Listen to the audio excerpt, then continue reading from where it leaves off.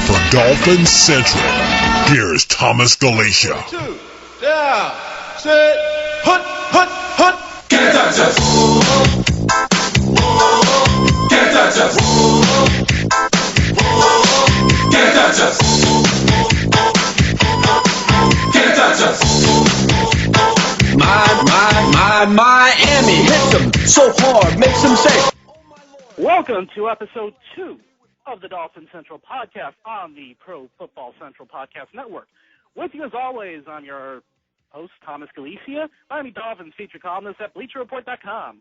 Today's show is a good one as we will be speaking to Curt Fennell of Fins.com, the oldest Miami Dolphins website on the internet, as well as Dolphins cornerback R.J. Stanford.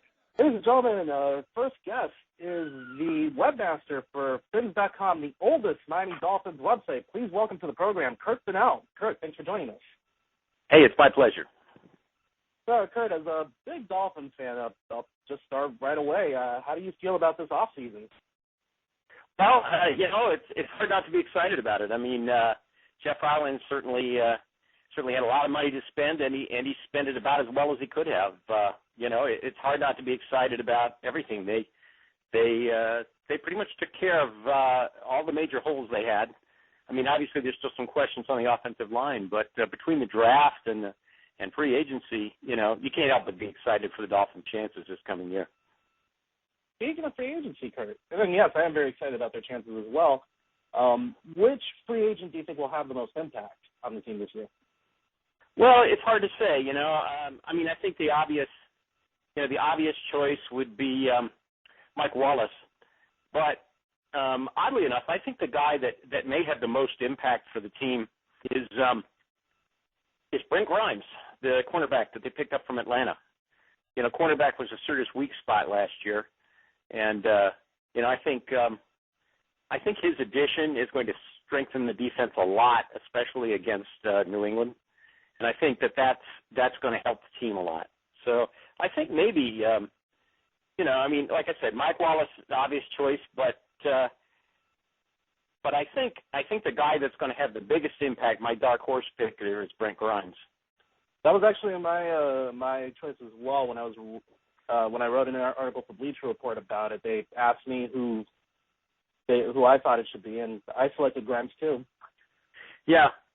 And I think there's plenty of I think there's just so many great weapons on offense alongside Wallace.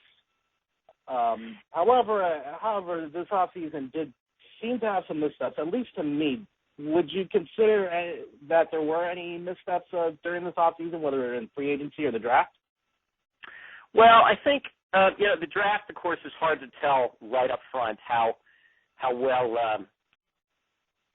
Deion Jordan's going to turn out. So, and I'm concerned that the whole draft will be judged on how he works out. But that's the way it goes, If your first-round pick is a bust, people tend not to judge the draft very well. Obviously, there's a lot of questions about him. The Dolphins don't have a very good record picking sort of tweeners. But on the other hand, the comparisons of Jason Taylor are valid. So it'll be interesting to see how that turns out. Other missteps. I would have, it's odd, but I would have liked to have seen them keep Anthony Fasano and sign Dustin Keller. I think we're going to miss that. I think the loss of Jake Long is not really that big a deal. I mean, he didn't play very well at all last year. If you look at Pro Football Focus, their rankings of tackles, he came up about 50th or something like that. He didn't rank at all well. And, I don't think he played all that well. Now, will Jonathan Martin be an adequate replacement? It's hard to know about that. But I think Jake didn't fit in very well with the zone blocking scheme, and I think he didn't. I think he didn't. I didn't think he didn't feel very comfortable either. Him signing with the Rams for less money sort of indicates that he really wasn't happy. Other missteps. It would have been nice to pick up Brandon Albert. I can't think of anything else that particularly sticks out. What do you think? Actually, I thought it was a mistake to trade Devon Bess and not choose Quentin Patton in the draft. I was actually expecting them to pick Patton for throughout the second and third day, and then it just never happened. And then I see him go to San Francisco, and it was like, well, there it was. He was actually probably my favorite receiver in the draft. But then again, the Dolphins don't necessarily draft receivers, anyways. So maybe that was a bit too pie in the sky. I did like the drafting of Deion Sims. I was a big fan of that. I was a big fan of his, actually. And I know what he can bring to the table. Assuming that he cut down on his weight, but apparently he has already. They say that. I mean, they say he's down to 265 or something, and then he played in the 280s last year, but he got down to 265 by the time they drafted him. And I like that one too. He's my dark horse draft pick to be an impact player. I think he's going to be a pleasant surprise. But yeah, letting Devon Vest go for a third rounder, I thought that was kind of lame. It's all well and good to say that, they added all these great receivers, but it's nice to have those security blankets. It's probably going to take Tannehill a while to get in sync with Mike Wallace and the other guys they picked up. So now, obviously, Hartline is still there. That's good. But I agree with you about Devon Vest. I would have liked to have seen them keep him or gotten more for him, one or the other. I think third round was kind of low for him. But I didn't think it was a third round pick. I think it was like a fourth or fifth. I'm not too sure. So. Oh, was it that? Okay, even worse. Yeah. Yeah. I mean, if you look at guys that were productive last year on offense, really they got rid of most of them, and they kept Hartline. And I appreciate that. They didn't necessarily fit in with Joe Philbin and Mike Sherman's schemes, but I don't, I'd like to see him have more consistency. I would have liked to have seen them keep Bess. I would have liked to have seen them, like I said, Fasano, I would have liked to have seen them keep him too. But they apparently didn't make even a serious attempt to keep him, so they think something different. I hope they're right. Yeah, so do I. As for Ryan Tannehill, you already mentioned how he might need a little bit of consistency and he might need a little bit of time to develop chemistry with Mike Wallace. But what would you consider a successful season for Tannehill? Oh, I think if the team has a winning season, 9-7, 10-6, I think if he cuts down on the interception percentage, I think if his accuracy is a little better, if he's better in the red zone. I don't necessarily want to put numbers on it, because I think, his success as a quarterback is not necessarily gauged by numbers. I thought he had a pretty good year last year, and as a number of people have said, if it wasn't for the fact that he was in the league year with Russell Wilson and Andrew Luck and RG3, he would have been an outstanding rookie quarterback. He would have been a very, but he happened to be in a year that, that was with a fabulous class, so he didn't stand out so much.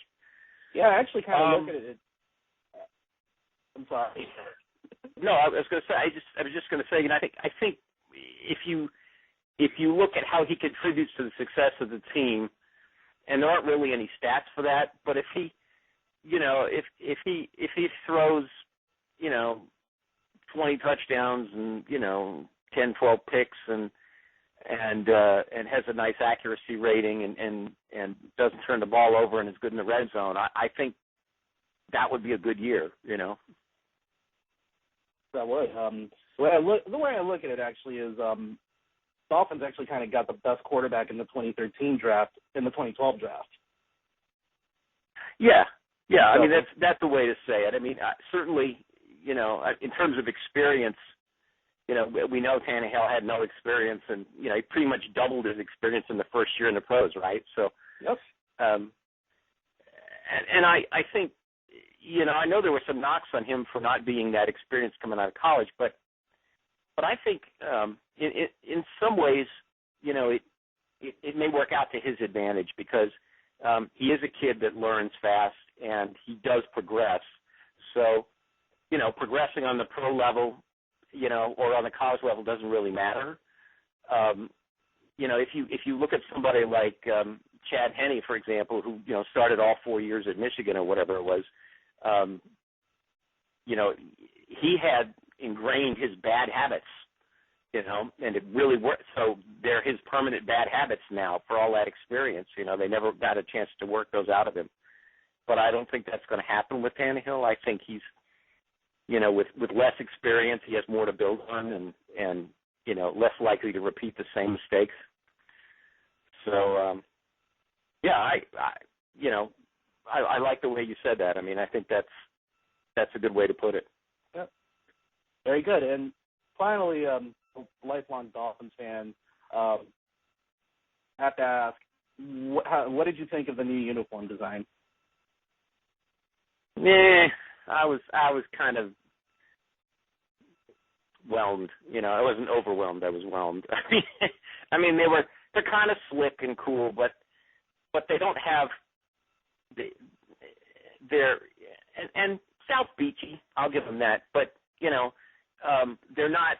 They don't convey a sense of strength or power. They're just kind of slick and not very strong. So they look kind of wimpy, I guess. I think. I mean, I don't hate them. Yeah. But I would have been happier if they hadn't changed uniforms. Let's put it that way. Makes sense. Way I look at it is this: they win the Super Bowl in those uniforms. Those are the most beautiful things in the world. Yeah. So. Yeah. Oh, absolutely. Yeah. No, if they win the Super Bowl in those uniforms, we'll be wishing. In 20 years, we'll be wishing for the days when they had those uniforms back. It's like when they wore, in the past when they've worn the throwback uniforms from 72, and it's like those are the greatest things since sliced bread. Although really, if you look at them, they're kind of ugly, but you didn't care because, like you say, you got the association with them. So I don't really care. It doesn't affect how they play, and that's what's important to me. So hey, Curt. Well, thank you very much for being on the show. You were great. And everyone, be sure to check out his site, Fins.com, oldest Dolphins website on the internet, and one of the best. Thank you very much. Our next guest is entering his second season with the Miami Dolphins and his fourth in the NFL. Please welcome cornerback R.J. Stanford. Hey, how you doing? Pretty good. First things first, R.J., what have you seen different about the Dolphins' defense this season compared to last season when you first signed the team? What's different? Mm-hmm. To say something's different, I more so look for similarities, man, more than differences. It's a young team. We flying around during these OTAs right now, and we're just gelling together as a team. So compared to last season, it wasn't so much a difference. It was just more about making plays. The plays, I think we did a stat sheet just of the missed opportunities, and I think that was around 16 last season.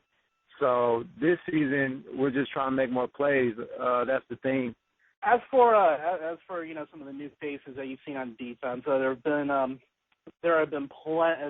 definitely been plenty. Have you really seen an effect that those players have had, or does it seem to be a bit like last year? Are you talking about as a whole? I think we just added a lot of course, some new talent, some great players just from around the league that we acquired during the free agency and as well as the draft. And so they're just exciting, man. I'm excited about this season. I'm excited about our players. And I'm just ready to get to work, man, for the season to come. All Dolphins fans definitely are. Now last season there weren't quite as many turnovers as we would have wanted there to be. What would you say would be the goal for how many turnovers to create per game? Like I said, the whole team in general is just making more plays, man. Like I was talking about the statistic of last season and just how we just missed the opportunities, whether it be a dropped interception or just a fumble recovery that we could have had. So just making those plays that we missed last season, I mean, is the goal. And we'll worry about the numbers at the end of the season. But if we just made those plays that we missed last year, we compete in the top top three in each category. No, very good. I do see this Dolphins defense being very good this season. It was very good last year, but I actually see it making a leap. As for the opposition, who would you say was the toughest team you played last season, and do you think they'll be the toughest this season? I would have to say, I mean, we always play we play in a tough division, whether it be the Patriots or the Jets. It's not so much about them, though, man. I really don't want to harp about them, man, because it was more so about us. It was more so about just us making the plays that we missed last year, because I felt every team that we played last year, we should have won. And it was just those plays that we didn't make that made the difference. And so it wasn't so much just a tough opponent, man. It was just more so about us not making the plays that were there. No, very good point. Now, as for making plays so far in OTA, what have you seen from the Dolphins offense that might help the defense out in terms of preparation? Preparation? I mean, just anytime offense can stay on the field helps the defense out. You know, no, I mean when they're, I mean like when you're competing against each other in OTAs and later on in training camp. Oh yeah, I mean just getting the reps, man. Because during OTAs, as far as preparation, we're able to compete instead of just training and staying in the weight room and conditioning. That's a crucial part of it. But just being out there to compete against our offense and our high caliber kind of offense. For the defense, it prepares us not only for training camp but for the season to go against our offense. That's good. And finally, have you had the opportunity to cover Mike Wallace in OTAs yet? Yeah, I have. And like I said, we have a high caliber offense, and he's a big part of that. He brings a lot of speed to the team, and that's just one of the players that I'm excited about. Cigar fans, check out fifthdowncigar.com and enter the coupon code PFC to get 10% off your order. Lots of nice high-end cigars. That's fifthdowncigar.com. Enter the code PFC for 10% off your order. Now for a new segment called The Final Rant. This one is not only a rant, but an announcement of this segment. It will appear after every show, and it will address any news going on in Dolphin land. Right now, things are very quiet with the Miami Dolphins, with everyone's attention turned to the Miami Heat, and the Dolphins only participating in OTAs, which, let's face it, is mainly guys playing in shorts. The only real drama that's playing out is the contract drama between the Dolphins and Randy Starks, but there's really no need to get into that. However, I will call back in this rant to the discussion I had earlier in the show with Curt Fennell about the wide receivers, specifically the Devon Bust trade, and Miami's failure or refusal to draft his replacement. While I can say for sure that the acquisition of Mike Wallace improved the Dolphins' wide receiver core, and they are much better than they were last season, at the very least, the Dolphins could have held on to Best for one more season because Best does have that chemistry with Tannehill. If the option was strictly to trade him, though, and there was no other option, then they could have drafted his replacement. I don't see why they didn't do that. Now, keep in mind, Miami's receiving core is good. And when you consider how unproven the Patriots' revamped receiving core is, they're probably tied with the Patriots as far as being best in the division. But best, or the drafting of my personal favorite Quentin Patton, or Tannehill's former teammate Ryan Swope, or keeping Best and drafting either Patton or Swope, would have pushed the Dolphins over the edge. Will this hurt the Dolphins long term? I'm not sure. Will it hurt them this season? I think it will. It's going to take some time for Tannehill to develop some chemistry with Mike Wallace. At the very least, you want to give him another safety valve outside of Dustin Keller, who I see Tannehill working with very well from the outset, or Brian Hartline, who Tannehill worked very well with last year. The end of my rant. Be sure to check out my latest Bleacher Report work about the Miami Dolphins receivers as I break down the position and who's going to go where on the depth chart. There will be a fight not only for the 4th spot, but also the 5th.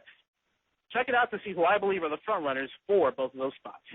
Once again, thanks to Curt Fennell of Fins.com and Miami Dolphins cornerback R.J. Stanford for joining this week on the program. You can follow both of them on Twitter. For Fennell, it's at Fins.com, And for Stanford, it's at RJStanford25. Also, be sure to follow both the show on Twitter at Dolphins Central, as well as myself at Thomas Galicia. Galicia, of course, spelled Galicia. On both accounts, we'll give you the latest Dolphins news, and from my personal account, not only will you get Dolphins news and comments, but also news and comments from other South Florida sports, as well as other comments about the NFL. Also, if you have a question for the podcast or any suggestions for future guests or questions for future guests, be sure to tweet them at Dolphins Central. If you have a question that's going to take longer than 140 characters, though, feel free to email the show at DolphinsCentral@gmail.com. We will see you all next week here at Dolphins Central on the Pro Football Central Podcast Network. Same fin time, same fin podcast network.